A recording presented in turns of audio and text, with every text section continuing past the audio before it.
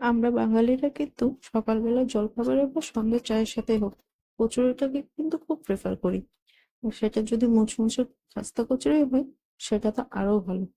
চলো আজকে তোমাদের সাথে শেয়ার করছি উপর থেকে পুরোটাই ক্রিসপি মুচমুচে খাস্তা কচুরি, আর ভেতর থেকে অনেকটাই সফট। আজকে কচুরিটা আমি বানাচ্ছি কিন্তু মুগ ডাল দিয়ে। মুগ ডালের কচুরি আমরা অনেকেই পছন্দ করি, অনেকে এটার সাথে হিং ব্যবহার করে, আমি হিং ছাড়া করছি। Hello everyone, welcome to my channel. আজকের রেসিপি মুগ ডালের কচুরি। মুগ ডালের কচুরি বানানোর জন্য এখানে আমি নিয়েছি 1 বাটি মুগ ডাল। এই ডালটাকে কিন্তু 4 থেকে 5 ঘন্টার জন্য ভিজিয়ে রাখতে হবে। ঠিক আছে, এখানে আমি কিন্তু অফ ক্যামেরাতে আগেই ভিজিয়ে রেখেছিলাম। তো এখানে 1 বাটি পরিমাণ মুগ ডাল আমি 6 ঘন্টার জন্য মোটামুটি ভিজিয়ে রেখেছিলাম। তো এখন এটাকে ধুয়ে ভালোভাবে একটা বাটিতে তুলে নিচ্ছি।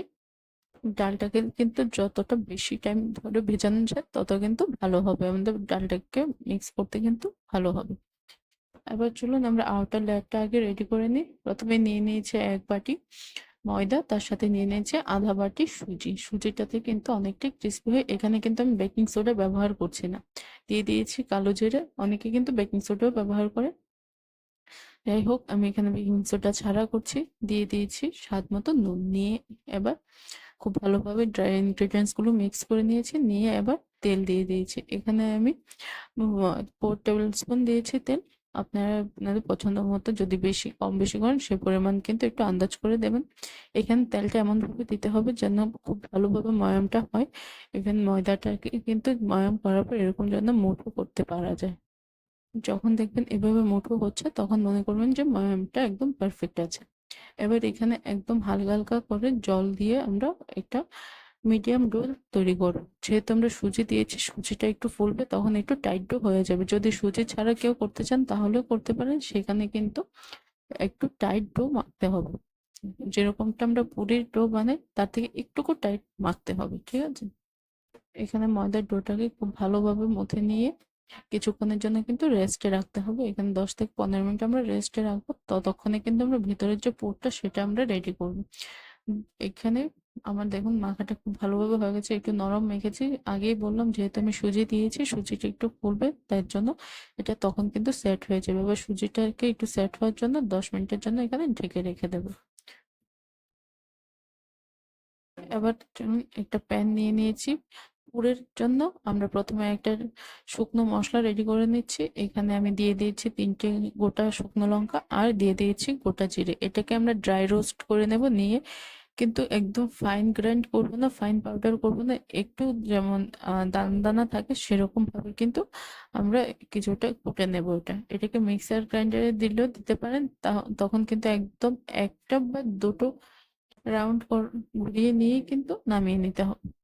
এখানে আমি এমনিতে কুটনেতে কুটে নেব, তখন দেখবেন যে একটু দানা দানা ভাবটা থেকে যাবে। যাই হোক, এটা ভাজা হয়ে গেছে, একটা থালে আমি তুলে নিয়েছি। এবার সেম প্যানে আমি দিয়ে দিয়েছি তেল। তেল গরম হলে দিয়ে দেবো এখানে 5 ফোড়ন। এটা কিন্তু সম্পূর্ণ নিরামিষ পদ্ধতিতে করছি, আপনারা চাইলে পেঁয়াজ ব্যবহার করতে পারেন। যদি পেঁয়াজ ব্যবহার করেন সেই ক্ষেত্রে কিন্তু অন্য একটা প্রসেস, সেটা আমি অন্য একটা ভিডিওতে আপনাদের সাথে শেয়ার করে দেবো। 5 ফোড়ন দেওয়ার পর কিন্তু আমরা এখানে দিয়ে দেবো আমাদের যে ভেজানো ডালটা আছে সেটা। ভেজানো ডালটা দিয়ে খুব ভালোভাবে কিন্তু নেড়ে চেড়ে এটাকে কিছুক্ষণের জন্য আমরা সেদ্ধ করে নেব। এখানে দেখুন একটু একটু জলও ছিল, কিন্তু সেই জলটা সবাই কিন্তু আমরা দিয়ে দেব।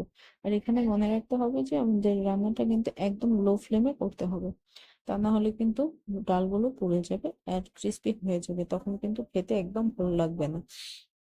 এখানে দিয়ে দিচ্ছি স্বাদ মতো নুন।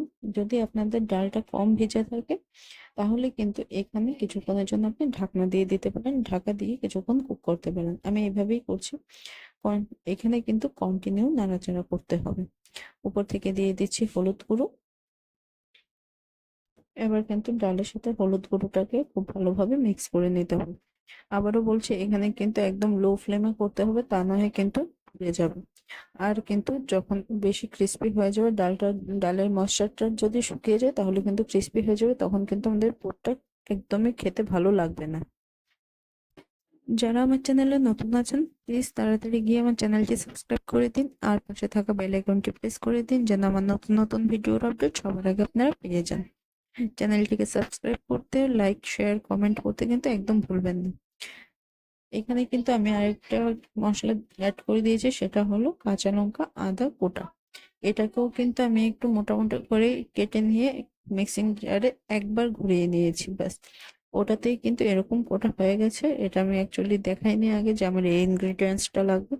যাই হোক, কাঁচা লঙ্কা আর আদাটাও কিন্তু আপনারা পেস্টও দিতে পারেন, আবার এভাবেও দিতে পারেন। এভাবে দিলে কিন্তু কোটা ব্যাপারটা কি বলতো, একটু মুখের মধ্যে বাইটস আসে। এবার ভালোভাবে মিক্স করে, এখানে যদি কারোর বাড়িতে মেশার থাকে, মেশার অ্যাকচুয়ালি খুব একটা ভালো হয় না ম্যাশ। আমি এখানে একটা গ্লাস নিয়ে নিয়েছি, স্টিলের গ্লাস দিয়ে কিন্তু চেপে চেপে আমি হালকা একটু ভেঙে দিচ্ছি ডালটাকে।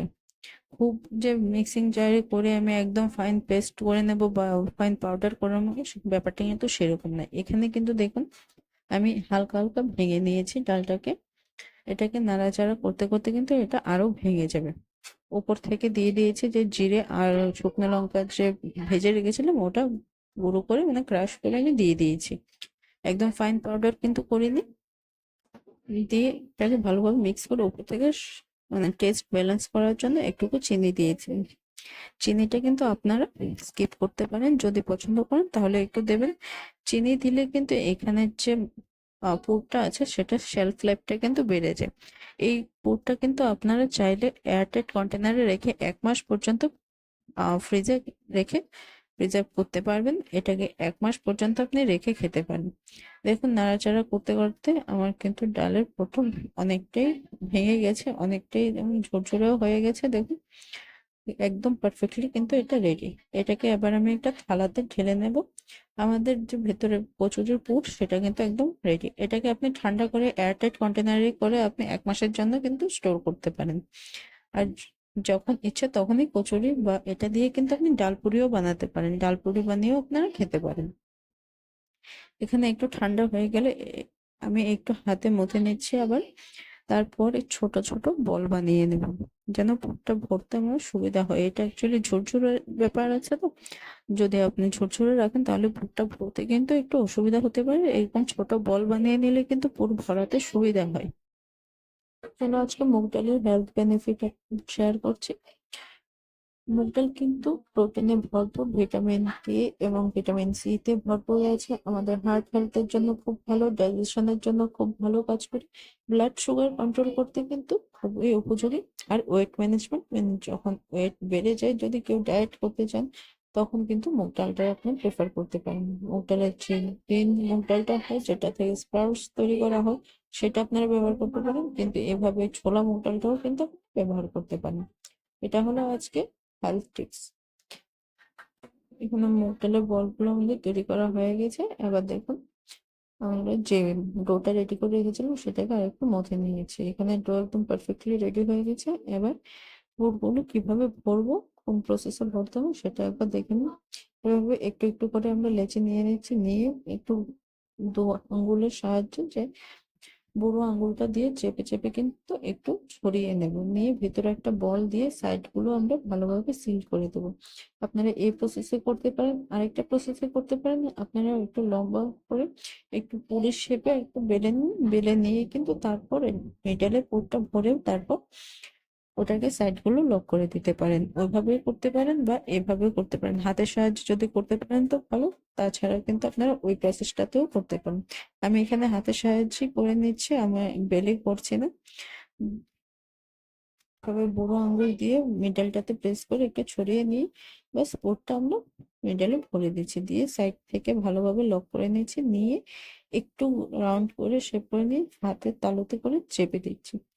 এটাকে আপনার পরে একটু বেলে নিতে পারেন, আমিও একটু বেলে নেব, তাহলে কিন্তু একটু সাইজে বড় হয়ে যাবে। এখানে আপাতত প্রথমে কিন্তু হাতের তালুতে করে একটু প্রেস করে দেবেন যেন চ্যাপটা হয়ে যায়। এখানে দেখুন আমার সবগুলো হয়ে গেছে পুর ভরা, সবগুলো হয়নি, এখানে আমি 6টা নিয়েছি। ফার্স্ট ব্যাচ যেটা, সেটা আমি রেডি করে নিচ্ছি। এইভাবে একটু বেলে বেলে একটু বড় শেপ দিয়ে দিচ্ছি, তাহলে কিন্তু দেখবেন কত সুন্দর করে একদম ফ্লাফি হবে, খুব সুন্দর করে কিন্তু ফুলে।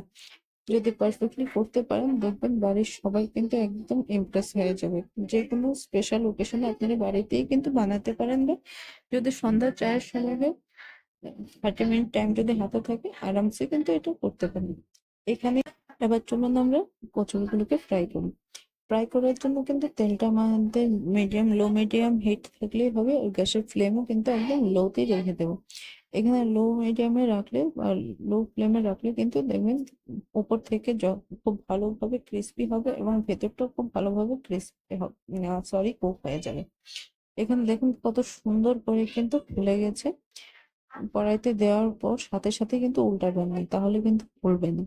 দিয়ে 2-3 মিনিটের জন্য রেখে দেবেন, দেখবেন নিজে থেকেই কত সুন্দর করে ফুলে উঠবে। দেখুন আমার কত সুন্দর করে ফুলে উঠেছে। এখানে আমি সেকেন্ড ব্যাচ ভেজে নিচ্ছি। এখানে একটা সমস্যা কি হয়েছে আমার সাথে, দেখুন মিথ্যে কথা বলার দরকার নেই, বা আমি বলবো না, আপনাদের নিজের যেটা জানি সেটা আপনাদের সাথে শেয়ার করব। এখানে কিন্তু আমার যে তেলের হিটটা একটু বেশি গরম হয়ে গেছে, তার জন্য কিন্তু উপর থেকে বাবল চলে এসেছে। ঠিক আছে, এমনিতেও কিন্তু উপরটা ক্রিস্পি হয়, কিন্তু দেখতে একটু অকওয়ার্ড লাগে যেহেতু বাবল চলে আসে। এটা একটু কিছুটা পুরি টাইপ হয়ে যায়। ঠিক আছে, এখানে কিন্তু লো ফ্লেমে রাখলে প্রত্যেকটা একদম ইভেন হয়, আর উপর থেকে বাবল আসে না। একটু সময় দিলে একে একে করে কিন্তু সুন্দর করে ফুলে ওঠে। দেখুন কত সুন্দর করে আমার কচুরিগুলো কিন্তু ফুলছে, একদম পুরো বলের মতো হয়ে যায়। এই জন্য একটু ধৈর্য ধরে এখানে কিন্তু ভাজতে হবে, একদম লো ফ্লেমে এখানে ভাজতে হবে। একটু সময় লাগে, টাইম টাইম কনজিউমিং, কিন্তু খুব দুর্দান্ত ভাবে কিন্তু ফুলে, আর খেতে কিন্তু উপর থেকে যথেষ্ট ক্রিস্পি হয়, আর ভেতরটা মোলায়েম থাকে। দুর্দান্ত একটা আহ টেস্ট আসে কিন্তু খেতে। এটা আপনারা আলুর তরকারির সাথে বা ছোলার ডালের তরকারির সাথে কিন্তু খেতে পারেন, বা তার সাথে কিন্তু চায়ের সাথেও খেতে পারেন। আর স্পেশালি আমরা সন্ধ্যাবেলা কিন্তু চায়ের সাথে এটাকে প্রেফার করে থাকি, খাস্তা কচুরিটাকে। অনেকে আছে ছোলার ডাল বা আলুর তরকারির সাথেও কিন্তু, বা ঘুগনির সাথে, মটর ঘুগনির সাথে কিন্তু কচুরি খেয়ে থাকেন। যাই হোক, আপনাদের যার যেটা পছন্দ সেভাবে কিন্তু আপনারা খেতে পারেন। এখানে দেখুন আমার কিন্তু প্রত্যেকটা কচুরি এভাবে ভাজা হয়ে গেছে। যখনই তেলের হিটটা কিন্তু বেড়ে যাচ্ছে, তখনই কিন্তু উপর থেকে কিছুটা বাবল চলে আসছে, কিন্তু তার মানে এই না যে ক্রিস্পি হচ্ছে না, যথেষ্ট ক্রিস্পি হচ্ছে কিন্তু।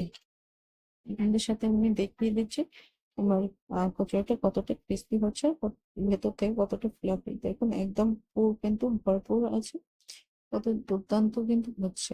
এখানে একদম সুন্দরভাবে কিন্তু ভাঙছে, উপর থেকে যথেষ্ট ক্রিস্পি আর ভেতর থেকে কিন্তু মোলায়েম আছে। এই প্রসেসে একবার বানিয়ে দেখুন, দেখবেন যে বিনা সোডাতেও কিন্তু আপনার কচুরি যথেষ্ট ক্রিস্পি, যথেষ্ট ফ্লাফি হচ্ছে। Thanks for watching. প্লিজ একবার বাড়িতে ট্রাই করবেন।